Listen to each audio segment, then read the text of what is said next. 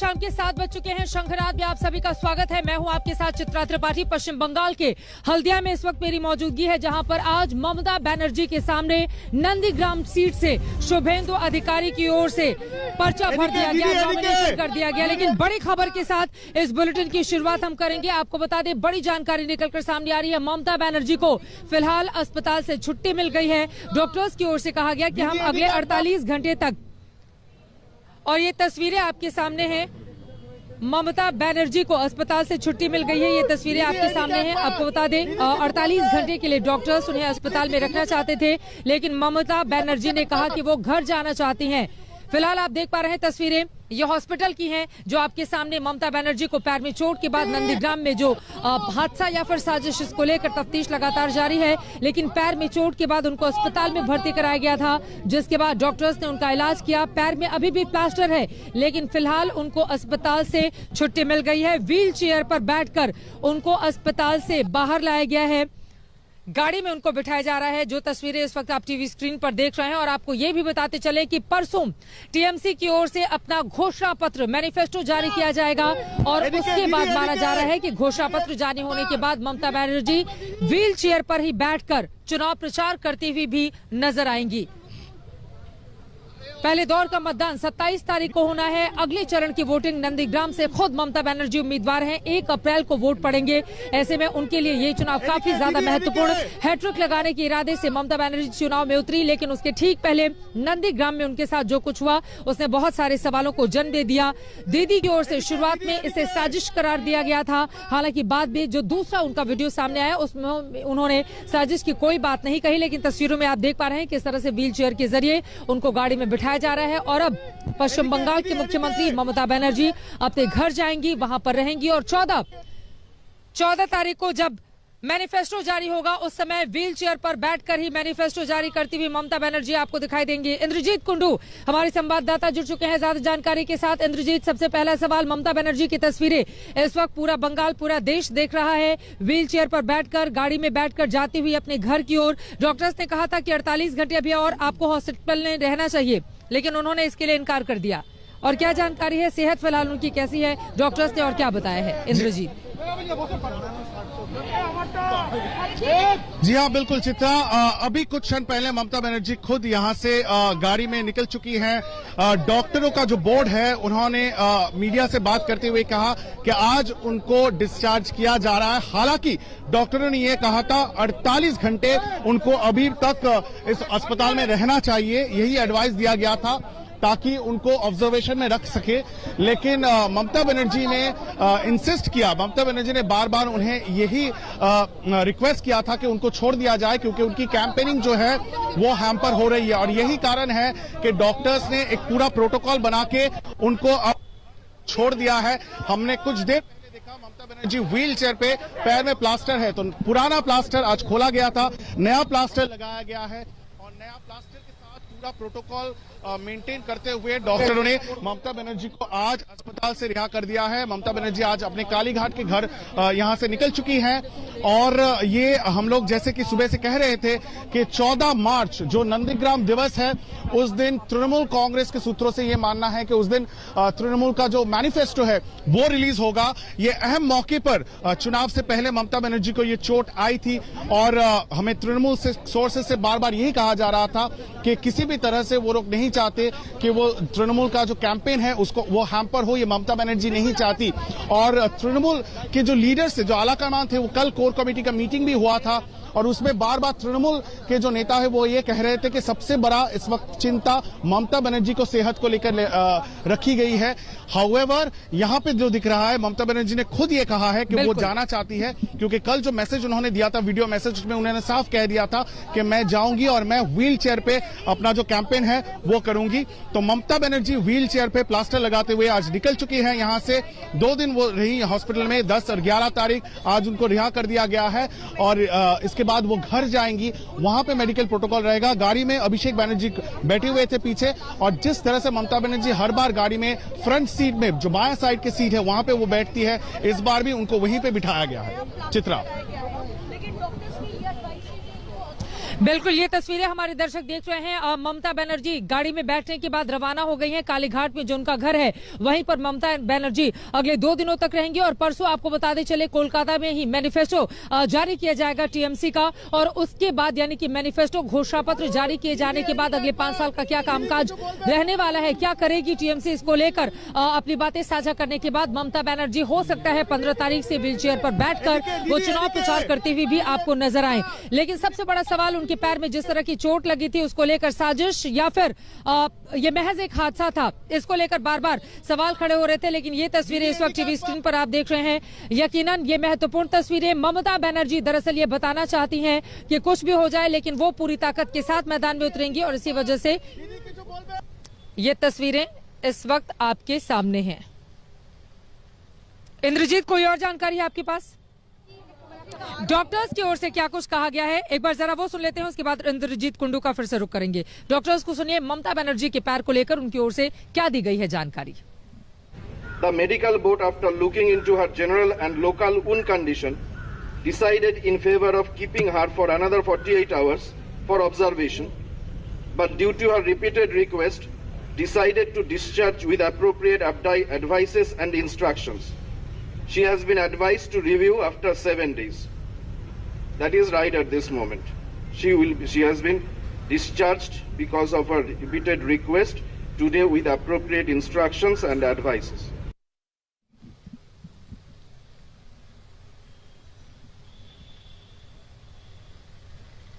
Doctors को आप सुन रहे थे। आपको बता दें अगले 48 घंटे के लिए डॉक्टर चाहते थे कि ममता बनर्जी अस्पताल में रहे, लेकिन उन्होंने छुट्टी मांगी। उन्होंने कहा कि मैं घर पर ही आराम करूंगी और उसके बाद परसों मैनिफेस्टो जारी करने के लिए व्हील चेयर के जरिए ममता बनर्जी मुख्यमंत्री निकलेंगी। लेकिन इन तस्वीरों के जरिए क्या वो वोट भी बटोर पाएंगी, ये अपने आप में बड़ा सवाल है, जो लगातार यहाँ पर उनके विरोधी विपक्षियों की ओर से उन पर हमला करते हुए पूछा जा रहा है। लेकिन इन सब के बीच आपको बताते चले, नंदीग्राम का संग्राम महत्वपूर्ण होता जा रहा है। शुभेंदु अधिकारी ने आज नंदीग्राम सीट के लिए इसी हल्दिया से पर्चा भर दिया है, यानी कि कुल मिलाकर औपचारिक शुरुआत अब नंदीग्राम के इस रण को लेकर पश्चिम बंगाल में शुरू हो चुकी है। ये रिपोर्ट देखिए। शकबोसा और ललका ग्राम नंदीग्राम का और हुंकार शुभेंदु अधिकारी की। नंदीग्रामे दाঁড়িয়েছেন, ডোমিনেশন ফাইল করেছেন, হারাবো চিন্তার কোনো কারণ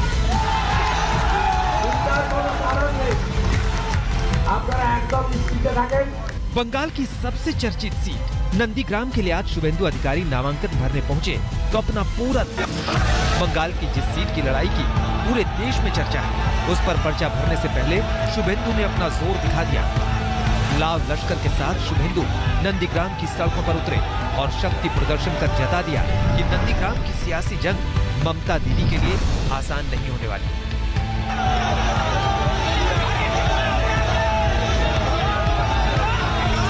पर्चा भरने से पहले शुभेंदु पूरे रॉ में दिखाई दिए और सीधा दीदी पर निशाना साधते हुए तृणमूल कांग्रेस को प्राइवेट लिमिटेड कंपनी बता दिया। ये तृणमूल कांग्रेस একটা প্রাইভেট লিমিটেড কোম্পানিতে পরিণত হয়েছে এবং এর রাজনৈতিক বিশ্বাসযোগ্যতা পশ্চিমবঙ্গে শেষ হয়ে গেছে এবং এই একটি দলে তার নেত্রী এবং তার যে ভাইপো এর বাইরে বাকি কারোরই সম্মান নেই, মর্যাদা নেই, অধিকার নেই, কথা বলার জায়গা নেই, সিদ্ধান্তে নীতিতে অংশগ্রহণ করার সুযোগ নেই। অর্থাৎ বাকি সবাই ল্যাম্পপোস্ট এবং এই জায়গা থেকে বাংলাকে উদ্ধার করার লক্ষ্য নিয়ে আমরা নেমেছি।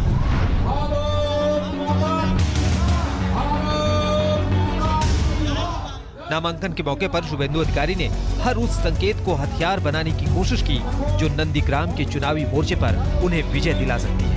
और शुभेंदु अधिकारी की इसी रणनीति से जोश में भरे कार्यकर्ता नामांकन के साथ ही उनकी जीत का दावा करते हुए दिखाई दिए। शुभेंदु दादा हम लोगों का स्ट्राइकर है, हम लोग बॉल लेके दादा को बनाएंगे और दादा दीदी को एकदम सीधा गोल मारेंगे। सीधा गोल मार देंगे ना? एकदम गोल, सीधा गोल दे देगा। इसीलिए ये फुटबॉल स्विंग करके गोल दे देगा। नंदीग्राम पहुंचे शुभेंदु अधिकारी के मंच पर जय श्री राम के नारों के साथ रोड शो में भी जय श्री राम के नारों से नंदीग्राम की सड़कें गूंज उठी। लेकिन इस सब की शुरुआत सबसे पहले भगवान के दर्शन के साथ हुई। मंदिर मंदिर पहुंच शुभेंदु अधिकारी ने नंदीग्राम में जीत की कामना की। सबसे पहले शुभेंदु अधिकारी सिंह वाहिनी मंदिर पहुंचे। शुभेंदु के मुताबिक मां दुर्गा के इस प्राचीन मंदिर में गहरी आस्था है। वो जब भी नंदीग्राम आते हैं तो मां सिंह वाहिनी के सामने शीश नवाना नहीं भूलते। की मंदिर है, ये हर साल नॉमिनेशन, ये पहले नॉमिनेशन मेरा नहीं है। नॉमिनेशन नहीं होता उनके, ये आस्था का केंद्र है, इसमें नया कोई बात नहीं। सिंह वाहिनी मंदिर में पूजा अर्चना के बाद शुभेंदु उस शहीद स्थल पर श्रद्धांजलि देने पहुंचे, जिसे 2007 के नंदीग्राम आंदोलन के दौरान मारे गए लोगों की याद में बनाया गया है।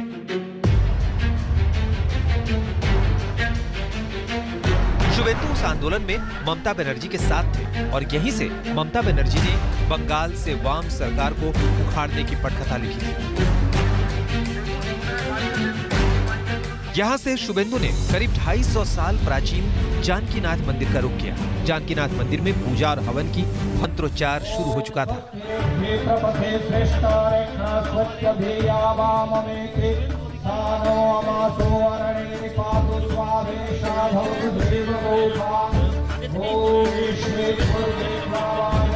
मंत्रों के उच्चारण के बीच शुभेंदु यज्ञ स्थल तक पहुंचे और बाकायदा हवन कर नंदीग्राम में जीत के लिए आहुति दी।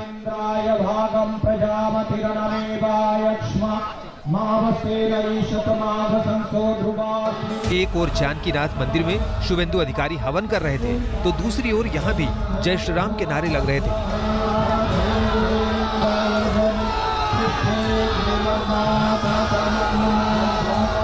संकेत साफ है कि बंगाल में जारी प्रतीकों की लड़ाई में शुभेंदु अधिकारी किसी भी मोर्चे पर ममता बनर्जी से कमतर नहीं दिखना चाहते हैं। भारतीय जनता पार्टी के नंदीग्राम से उम्मीदवार शुभेंदु अधिकारी ने इस वक्त यज्ञ की आहुति दे दी है। आपको बता दें, शुद्ध देसी घी से उन्होंने यज्ञ की आहुति दी, जिसके बाद अब बाकी के कार्यक्रम को पूरा किया जा रहा है, क्योंकि एक छोटा सा ही कार्यक्रम यहाँ पर रखा गया था और अब बीजेपी की ओर से जो यहाँ पर बाकी कार्यकर्ता और नेता हैं वो उस पूरे के पूरे कार्यक्रम को आगे बढ़ा रहे हैं, जैसा कि आप सुन भी पा रहे हैं। और यहाँ पर सबके हाथ में यज्ञ और पूजन की सामग्री है और यहाँ पर स्वाहा करके जीत की कामना की जा रही है। अपने आप में काफी ज्यादा महत्वपूर्ण पश्चिम बंगाल की राजनीति में ये जो प्रतीकों की पॉलिटिक्स हो रही है वो एक बड़ा मैसेज देने की कोशिश, और यकीनन इन तस्वीरों के जरिए भी ममता बनर्जी को, उनकी पार्टी को ये बताना चाहते हैं शुभेंदु अधिकारी कि देखिए हम किस तरह से तैयार हैं। चुनावी रण की शुरुआत के साथ ही ममता बनर्जी और शुभेंदु अधिकारी मंदिर मंदिर के चक्कर लगा रहे हैं ताकि आस्था साबित करने की लड़ाई में एक दूसरे पर 20 साबित हुआ जा सके। लेकिन जब शुभेंदु से चुनावी मुद्दों पर सवाल हुआ तो उन्होंने विकास को मुद्दा बताया। हिंदू ममता बनर्जी यहाँ पर मंदिर मंदिर घूम रही हैं, उस पर आप कुछ कहना चाहेंगे? हिंदू वोटरों को क्या पोलराइज करने की कोशिश की जा रही है? अभी आप कुछ विकास की नाम पर चुनाव होगा। नंदीग्राम की सीट की अहमियत हर कोई समझ रहा है। यही वजह है कि शुभेंदु अधिकारी के नामांकन में धर्मेंद्र प्रधान और स्मृति ईरानी जैसे दिग्गज मंत्री पहुंचे थे और उन्होंने इस सीट से शुभेंदु की जीत का दावा भी किया। कोई संदेह नहीं है, जब मई महीने में बंगाल की नतीजा आएगा ये अप्रत्याशित होगा, असल परिवर्तन की प्रतिफलन होगा। बंगाल को सोनार बंगाल बनाने के लिए बंगाल की जनता की मन में आ गई है। उनकी माध्यम वो ढूंढते हैं प्रधानमंत्री जी की दृष्टि, प्रधानमंत्री जी की नेतृत्व और भारतीय जनता पार्टी की यहाँ की राज्य सरकार बनाना। इसमें कोई संदेह नहीं, बड़ा परिवर्तन होने की ओर हम जा रहे हैं और नंदीग्राम उसकी एक प्रमुख केंद्र होगा। शुभेंदु अधिकारी के नामांकन के साथ अब नंदीग्राम के संग्राम का औपचारिक शंखनाद हो चुका है। दीदी और शुभेंदु की जीत को लेकर सबके अलग अलग दावे हैं, जिस पर अब जनता को ही फाइनल मुहर लगानी है। चित्रा त्रिपाठी और पौलमी साहा के साथ अनुपम मिश्र, नंदीग्राम, आज तक। नंदीग्राम में 1 अप्रैल को वोट पड़ेंगे। वैसे आपको बताते चले, नामांकन के बाद शुभेंदु अधिकारी किस तरह से अपनी जीत को लेकर आश्वस्त दिखने की कोशिश कर रहे थे, वो कौन कौन से मुद्दे हैं जिनको लेकर नंदीग्राम की जनता के बीच वो जाएंगे, और साथ ही ममता बनर्जी को लगी चोट पर शुभेंदु अधिकारी की ओर से क्या कुछ कहा गया। नामांकन के बाद शुभेंदु अधिकारी भारतीय जनता पार्टी के उम्मीदवार से मैंने की है इन तमाम मुद्दों पर बातचीत। सुनिए। सर, शुभेंदु अधिकारी जी खुद हमारे साथ मौजूद हैं। सर, कितनी बड़ी चुनौती नंदीग्राम से आप देख रहे हैं? एक तरफ दीदी हैं तो दूसरी तरफ दादा के नारे लगा रहे हैं बीजेपी के कार्यकर्ता। देखिए, ये कोई इंडिविजुअल लड़ाई नहीं है, एक आइडियोलॉजी के ऊपर लड़ाई है। हमारी राष्ट्र की सबसे बढ़िया पार्टी बीजेपी का कैंडिडेट है। लड़ाई बीजेपी का साथ सत्ताधारी टीएमसी का है।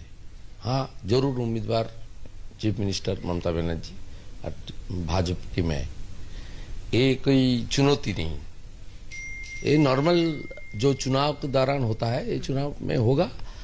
इस एरिया में बीजेपी का पकड़ पिछले लोकसभा का दौरान से ज्यादा होते जा रहा है, और ग्राफ भी बीजेपी का जो पॉपुलैरिटी ग्राफ वो बढ़ रहा है। इसलिए बढ़ रहा है, पूरा देश मोदी जी और बीजेपी की ओर चला गया।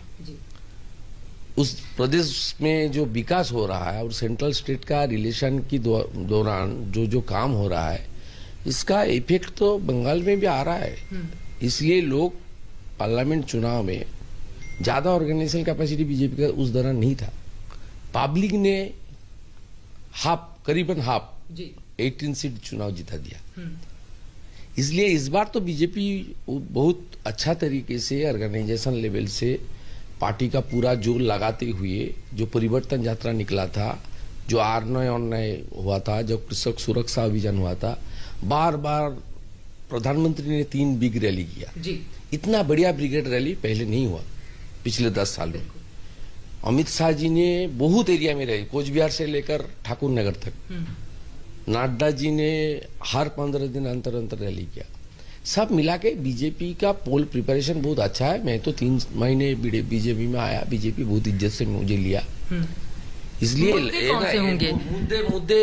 मुद्दे बेरोजगारी, विकास, और जो मोदी जी ने हल्दिया में रैली में जो किया था, जो गवर्नमेंट का प्रोग्राम भी था और पार्टी का प्रोग्राम भी हुआ, उसमें जो स्लोगन उन्होंने कर दिया, रोड मैप, डबल इंजन सरकार, ये बंगाल में क्लिक कर गया।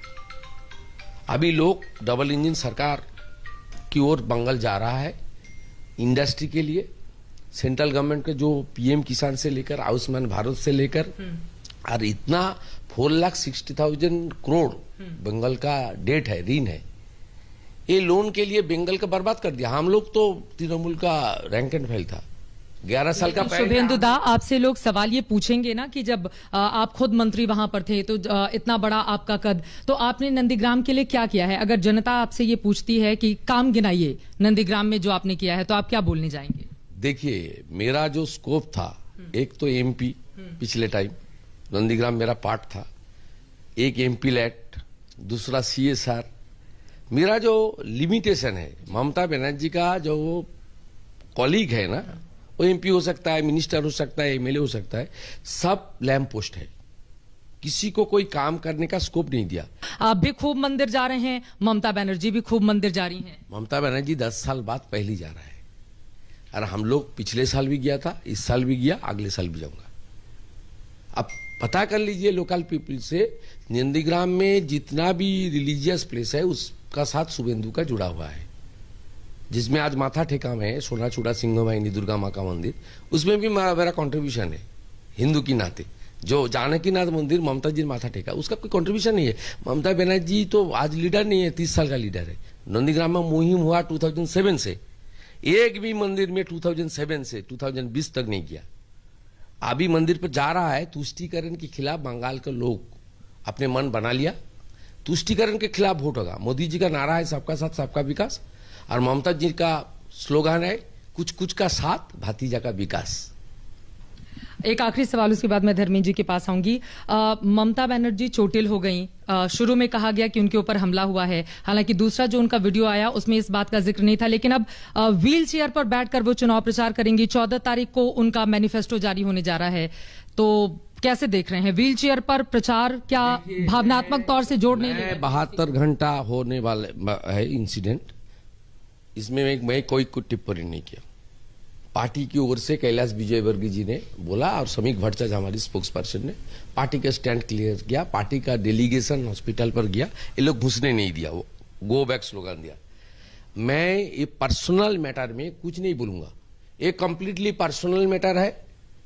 ये कोई इसी में कोई पॉलिटिकल, कोई क्रिमिनल, कोई कुछ नहीं है।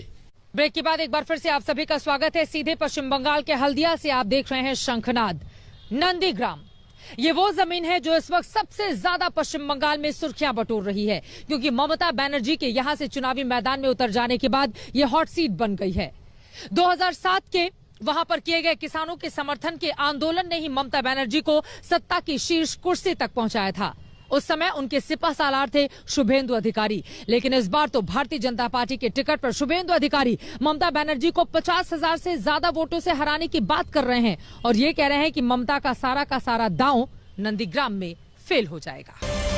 पश्चिम बंगाल की महाभारत का कुरुक्षेत्र नंदीग्राम, जहां से तय होगा कि बंगाल के सियासन पर कौन बैठने वाला है, कौन जीतेगा पश्चिम बंगाल की महाभारत।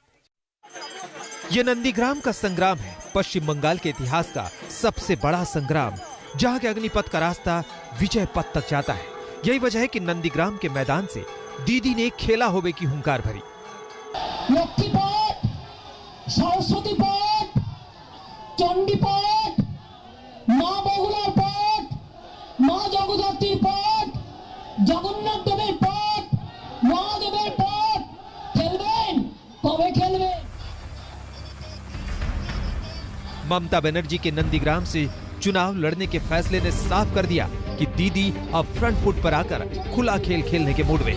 पहले ममता के 2 सीटों पर चुनाव लड़ने की अटकलें थी, लेकिन दीदी ने अपनी पारंपरिक सीट भवानीपुर से चुनाव न लड़ने का ऐलान किया, क्योंकि दीदी समझ चुकी है कि नंदीग्राम की जीत और बंगाल फतेह एक दूसरे के पूरक बन चुके हैं। इस ऐलान के साथ ही नंदीग्राम में इमोशनल कार्ड खेल दिया। नंदीग्राम सीटটা তখন খালি ছিল কি ছিল না, তখন কিন্তু আমি বলেছিলাম নন্দীগ্রামে যদি আমি দাঁড়াই কেমন হবে। আমি দেখলাম আপনারা কি বলেন, তো আপনারা বললেন খুব ভালো হবে। মনে রাখবেন আমার দু চোখ নন্দীগ্রাম। আমি বারবার বলি ভুলতে পারি সবার নাম, ভুলবো না কো নন্দীগ্রাম। ভুলতে পারি নিজের নাম, ভুলবো না কো। ममता ने जिस सेनापति शुभेंदु को नंदीग्राम की कमान सौंपी थी, वही शुभेंदु अधिकारी ममता के खिलाफ उतरे हैं और जंग का मैदान वही नंदीग्राम है। वो नंदीग्राम जहां से ममता के उत्थान की कहानी शुरू हुई, वो नंदीग्राम जहां से शुभेंदु ने आंदोलन की जंग के बाद अपना साम्राज्य बनाया, जंग अस्तित्व की लड़ाई की है। मामला अब आर पार का है।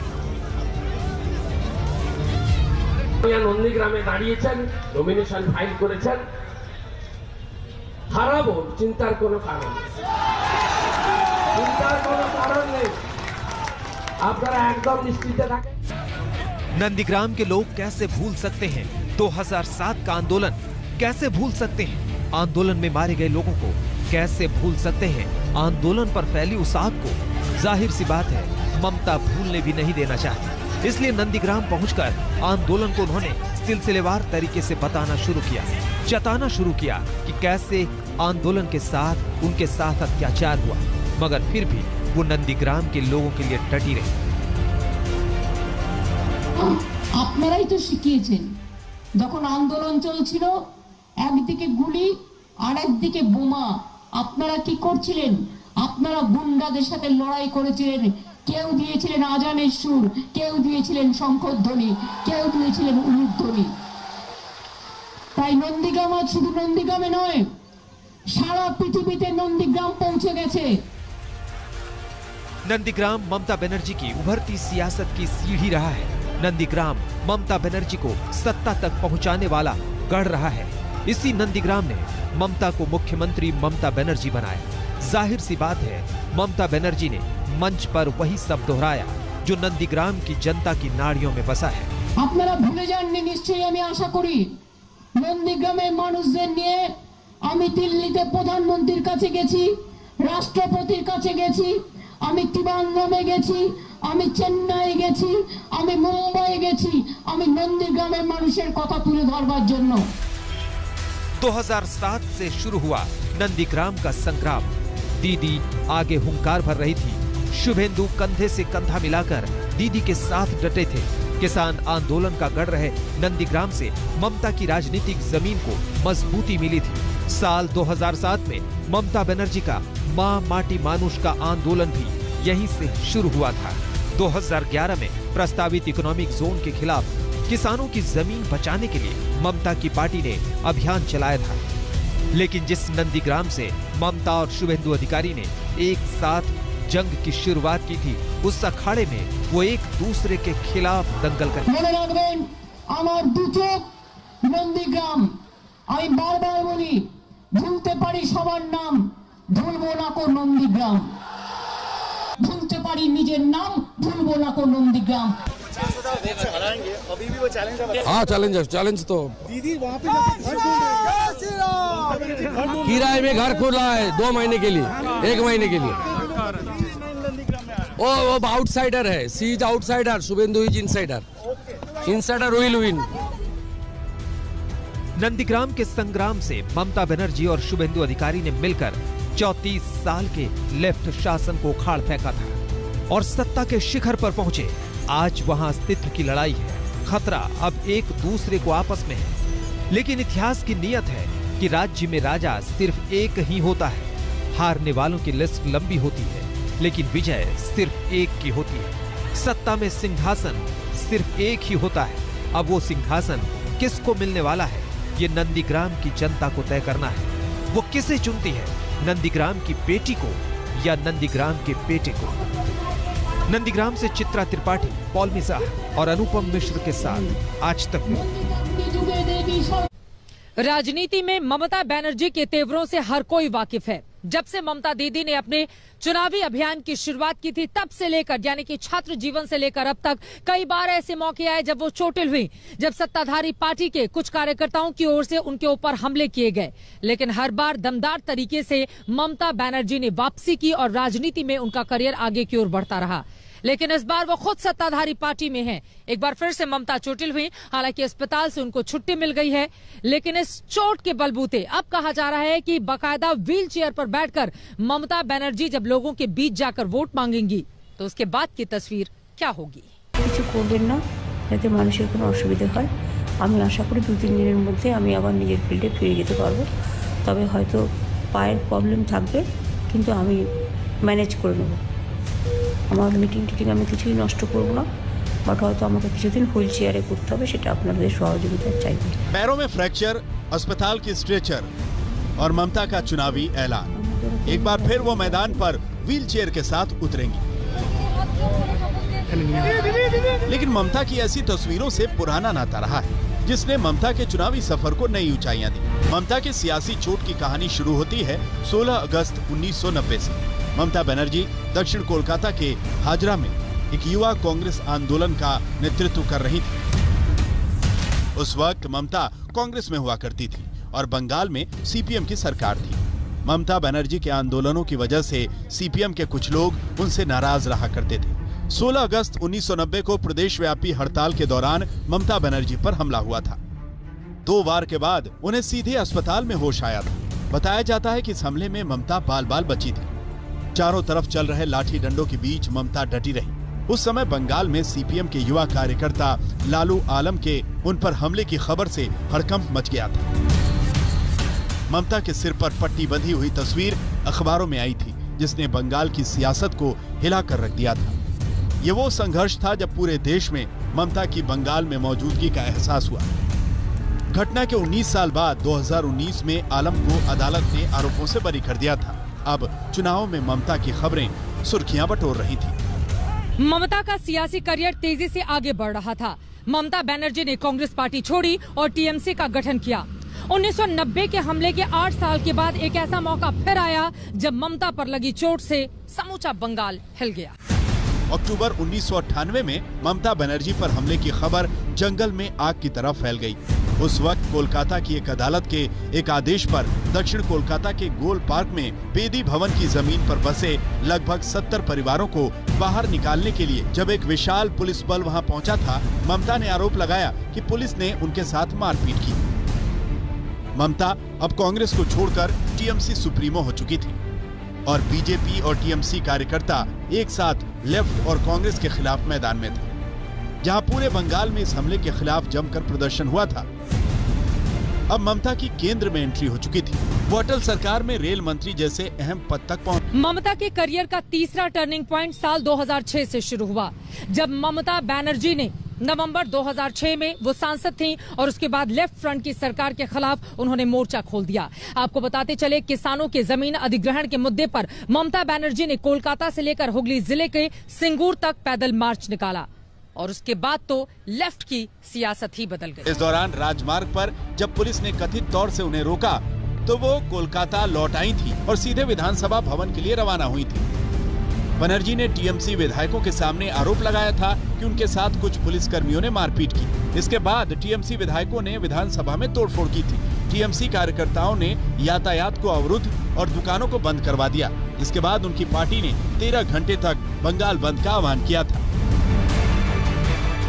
यहाँ से समीकरण बदले। बंगाल की सियासत में नंदीग्राम कुरुक्षेत्र बना, जहाँ से दीदी ने लेफ्ट को उखाड़कर बंगाल के सिंहासन पर कब्जा कर लिया। मरेंगे ये मरेंगे, सीपीएम बांग्ला छोड़ो, सीपीएम बांग्ला छोड़ो।